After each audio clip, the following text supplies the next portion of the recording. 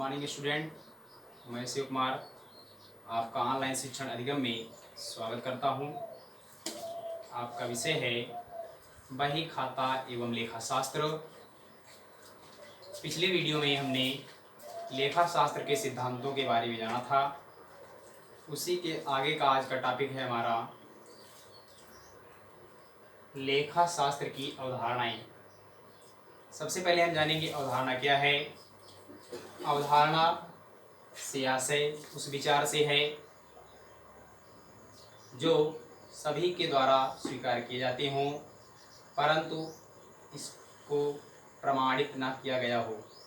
किसी भी विधान द्वारा, किसी भी नियम द्वारा, किसी भी कंपनी या किसी साझेदारी नियम द्वारा उसको प्रतिपादित न किया गया हो कि यह विचार इस कंपनी के द्वारा बनाया गया है, या कंपनी अधिनियम के आधार पर, या कंपनी अधिनियम के आधार पर, या साझेदारी अधिनियम के आधार पर वह विचार जो सभी के द्वारा स्वीकार किया जाता है, परंतु उसको प्रमाणिकता प्राप्त नहीं होती।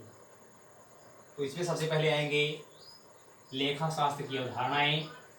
लेखा शास्त्र की अवधारणाओं को निम्नलिखित रूप में बांटा गया है। पहला है आपका रूढ़िवादिता की अवधारणा। रूढ़िवादिता की अवधारणा में हम क्या जानेंगे कि जो लेखापाल होता है उसको रूढ़िवादी होना चाहिए। रूढ़िवादी किस प्रकार से होना चाहिए कि व्यापार में जो होने वाली संभावित हानियां हैं उन हानियों की व्यवस्था कर लेना रूढ़िवादिता कहलाता है।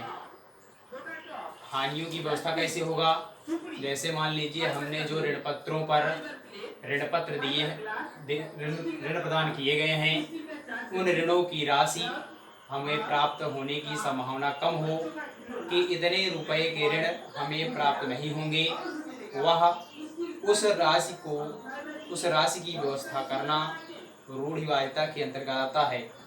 परंतु जो संभावित लाभ हैं उन लाभों का लेखा नहीं किया जाना है। जो विनियोगों का मूल्य होगा, जो स्टॉक का मूल्य होगा, लागत मूल्य एवं बाजार मूल्य। जैसे मान लेते हैं कि हमारा जो विनियोग है,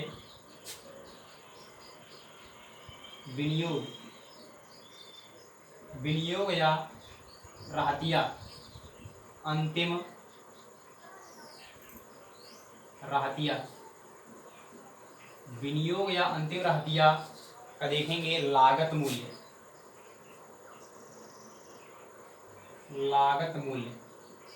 और बाजार मूल्य। लागत मूल्य और बाजार मूल्य, चाहे विनियोग हो चाहे अंतिम रहतिया हो। अंतिम रहतिया क्या होगा? वर्ष के अंत में जो माल आपका बचा होगा अंतिम रहतिया कहलाएगा। तो विनियोग और अंतिम रहतिया के मूल्य में जो लागत मूल्य एवं बाजार मूल्य है, दोनों में से जो मूल्य कम होगा उसी का लेखा पुस्तकों में किया जाना है। अगला है आपका एक रूपता की अवधारणा। एक रूपता में व्यापारी द्वारा या लेखापाल द्वारा जो विधि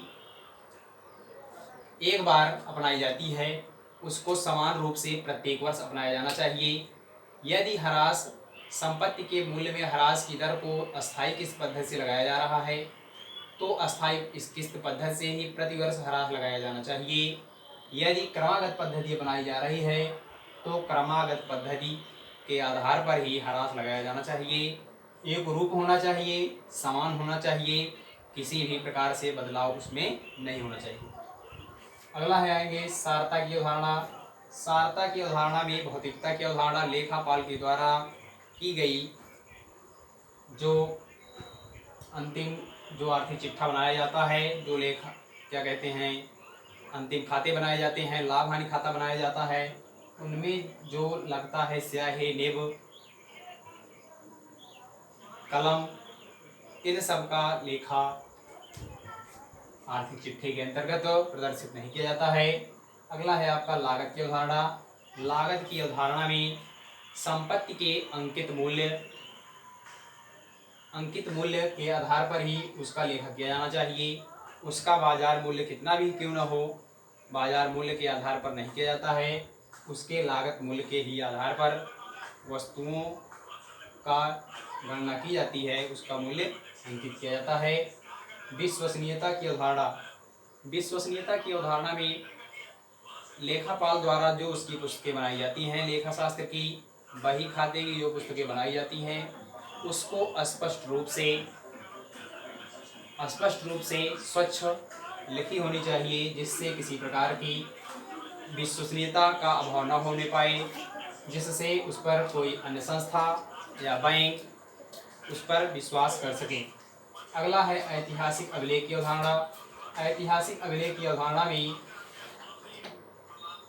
जो गत वर्ष के लेखे किए जाते हैं, आर्थिक चिट्ठे तैयार किए जाते हैं या लाभ हानि खाते तैयार किए जाते हैं, उन अभिलेखों का प्रमाण के रूप में रखा रहता है। यदि भावी समय में उसकी आवश्यकता पड़ती है तो चालू वर्ष का गत वर्षों के लाभ हानि अथवा आर्थिक चिट्ठे से तुलना की जाती है, जिससे लाभ हानि एवं संपत्ति एवं दायित्वों के बारे में जानकारी प्राप्त की जा सके। शुद्ध लाभ की गणना की अवधारणा। शुद्ध लाभ की गणना की अवधारणा में व्यापारी को संस्था के शुद्ध लाभ की गणना करनी चाहिए। उसमें समस्त व्ययों को लाभ में से घटाकर दिखाना चाहिए तथा समस्त आयगत आयों को जोड़कर प्रदर्शित किया जाना चाहिए, जिससे संस्था की शुद्ध लाभ प्राप्त की जा सके। शुद्ध लाभ से ही उचित आर्थिक चिट्ठा भी प्रदर्शित किया जा सकता है। अगला है आपका वैध पक्ष की अवधारणा। वैध पक्ष की अवधारणा में व्यवसाय ऐसा होना चाहिए जिसे वैधानिकता प्राप्त हो। कोई ऐसा भी व्यवसाय नहीं करना चाहिए जो अवैध घोषित किया गया हो। अगला है मुद्रा मापन की अवधारणा। मुद्रा मापन की अवधारणा में केवल उन्हीं पहलुओं का लेखा किया जाता है जिनका लेन देन मौद्रिक रूप में किया जा सके। अगला है आपका पूंजीगत एवं आयगत व्यवहारों की अवधारणा। पूंजीगत एवं आयगत, जो मदे पूंजीगत हैं तथा जो आयगत हैं, उनका लेखा अलग अलग तरह से करना चाहिए। यदि पूंजीगत हैं तो पूंजीगत के आधार पर तथा आयगत हैं तो आयगत के आधार पर उनका पृथक पृथक लेखा किया जाना चाहिए, जिससे शुद्ध एवं स्वच्छ प्रस्तुत विवरण, आर्थिक चिट्ठा, वित्तीय स्थिति प्रकट हो सके। आगे देखेंगे दोहरा संयोग की अवधारणा। दोहरा संयोग की अवधारणा में प्रत्येक लेन देन के दो पक्ष होते हैं। पहला आपका ऋणी, जिसे संक्षिप्त रूप में डेबिट, तथा दूसरा क्रेडिट, जिसे संक्षिप्त रूप में क्रेडिट धनी समझा जाता है। इसमें आपका होगा संपत्तियां बराबर पूंजी प्लस दायित्व और पूंजी बराबर संपत्तियां माइनस दायित्व। अगला है आपका पृथक व्यवसाय सत्व की अवधारणा। पृथक व्यवसाय सत्व की अवधारणा में व्यवसाय के स्वामी द्वारा तथा व्यवसाय का जो अस्तित्व होगा वह अलग अलग होता है। यदि व्यवसाय का स्वामी कुछ राशि निकालता है व्यवसाय से तो उसका लेखा भी व्यवसाय के अंतर्गत अलग से किया जाता है। आगे देखेंगे वसूली या प्राप्त की अवधारणा। वसूली या प्राप्त की अवधारणा में जो राशि प्राप्त की गई है उसी का लेखा किया जाना चाहिए। जो राशि नहीं प्राप्त हुई है उसका लेखा नहीं किया जाना चाहिए। अगला है चालू व्यवसाय की अवधारणा। चालू व्यवसाय की अवधारणा में व्यवसाय निरंतर काल तक अनंत तक चलता रहेगा, चाहे उसका व्यवसायी बदल जाए परंतु व्यवसाय निरंतर अनंत काल तक चलता रहता है। आगे देखेंगे लेखांकन अवधि की अवधारणा। लेखांकन अवधि की अवधारणा में व्यवसायी द्वारा प्रत्येक लेन देन या प्रत्येक खाते एक निश्चित अवधि के आधार पर तैयार किए जाते हैं। प्रायः यह 12 माह की अवधि पर बनाया जाता है, परंतु यह त्रैमासिक, मासिक या छमाही के आधार पर भी तैयार किया जा सकता है। अगला है आपका पूंजी की अवधारणा।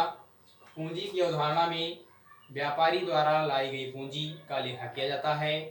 यदि व्यवसाय एकाकी व्यापार है अथवा साझेदारी संस्था है तो उनमें हुए लाभों को पूंजी खाते में अंतरित कर दिया जाता है, परंतु यदि कंपनी दशा में होगा तो उसके लाभों को पूंजी से पृथक करके प्रदर्शित किया जाता है। अगला है आपका सत्यापन या प्रमाण की अवधारणा। लेखांकन पुस्तकें स्वच्छ होनी चाहिए, किसी भी प्रकार की त्रुटि एवं काटपीट नहीं होनी चाहिए, जिससे उसको न्यायालय में प्रमाण के रूप में प्रस्तुत किया जा सके। अगला है प्रयत्न एवं प्राप्तियों की अवधारणा। प्रयत्न एवं प्राप्तियों की अवधारणा में संस्था में जितने भी कर्मचारी हैं उनके द्वारा जो प्रयत्न किए जाते हैं, उनसे जो राशियां प्राप्त होती हैं, उनकी कुशलता के कारण उन सभी प्राप्तियों का लेखा इसके अंतर्गत किया जाता है। अगला है आपका अर्जित अवधारणा। अर्जित अवधारणा के अंतर्गत आदत्त व्यय एवं उपार्जित आयों का लेखा किया जाता है, जो अर्जित किए गए हों, परंतु पूर्वदत्त एवं अनुपार्जित आयों का लेखा इसमें नहीं किया जाता है। आज के वीडियो में बस इतना ही। आगे मिलेंगे नेक्स्ट वीडियो में। धन्यवाद।